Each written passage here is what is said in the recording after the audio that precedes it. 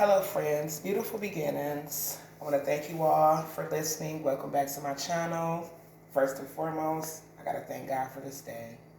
Thank God for giving me the strength to come on and speak to you all. Thank God for His constant guidance. Today, I'm going to come on and speak about the weekend that I've had. Today is Monday, and it is normally a 3-day weekend for most of us. We are observing Martin Luther King Jr.'s birthday today. So, with that said, I had to make a lot of decisions over the weekend pertaining to my vow renewal. And when this occurred, I instantly wanted to speak to my mother. Once again, these days are going to have a different impact because my mother was my sole parent. And when you are doing something so important yet spiritual, you desire that physical. So I completed a lot of things that were needed for the wedding, as far as the dress, the cake, speaking to the caterer, the food that's going to be served. So I'm still looking for a cake, right? And I have friends that are awesome, amazing, and all I had to do was call them. They would have for sure given me guidance, given me help, assisted, two of them, in this choice that I have to make, in this decisions, right? So I didn't though.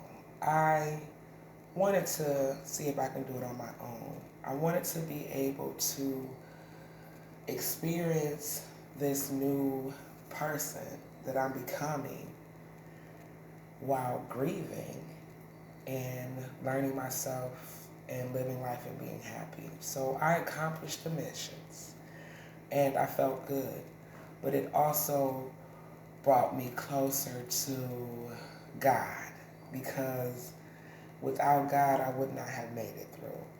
Without God, I wouldn't have had that spiritual connection that was almost my mother's voice. Like, that's the one. That's right. Okay, perfect. And it was like motivation. It was enlightening for sure, but it also showed me that I can do this. I can make these decisions. I can make it through this day with this desire to just speak to God and complete these tasks.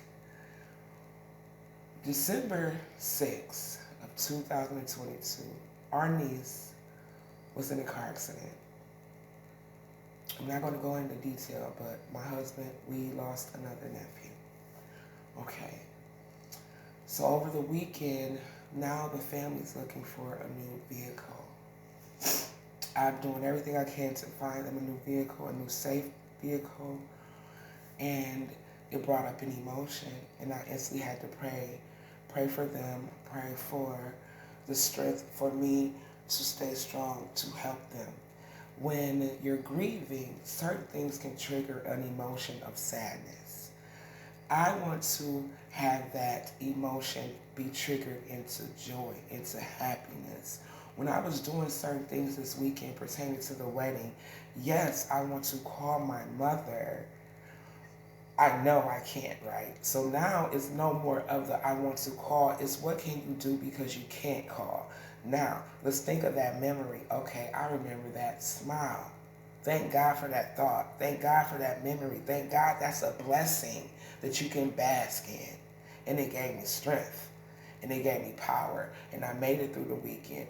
I actually took time to worry about myself. I went to the gym. I worked out. I worked out at home. I finished some paperwork that I need to do. When you put yourself first and you realize, this is my life now. What quality of life do I want to have? How fulfilling and meaningful do I want it? It fuels you. When you think about that loved one that you lost, for me, and what would she say? Would she be happy with the choices and decisions that I'm making, and I could say yes. And then I could say, she would want you to be more in tune with this aspect of your life. She would not want you to close yourself out from this aspect of your life. Now, learn how to implement that. Ask God to help you implement that joy back into your life when you do certain things. I love to cook. I love to help people. It brings me joy to know that I can help someone know that life and grieving and living and being happy is possible. Why does the face of grief have to be a broken person? That makes me feel good. I want to spread that word. Knowing that God gave me, like He blessed me with this strength. He blessed me with this care that I have for other people. He blessed me with this position that I'm in to be able to come on here and speak to you all, help someone know just for today, you deserve to be happy. Your loved one wants you to be happy. Yes, we are grieving. Yes, we are. But guess what we also are? Living. Now, let's live life. We're thankful that God gave us this day to live. One thing for yourself, to show that life after, while grieving, is possible, and there's nothing wrong with being happy. This is just from my healing perspective. I wanted to come on and speak to you all and just let you know that from my healing perspective, going through each day, some days are more difficult than others. Having a perspective of what you deserve in life and the true happiness that you deserve in life, the unconditional love that you deserve in life, the smiles that you deserve in life will help you learn to live life and be happy while grieving. This is all from my healing perspective. This is all because I have became closer to God and spiritually connected to Him, to be spiritually connected to my mother. It allows for me to be in a different space when it comes to grieving and living life while losing a loved one and being happy. It puts me in a different space.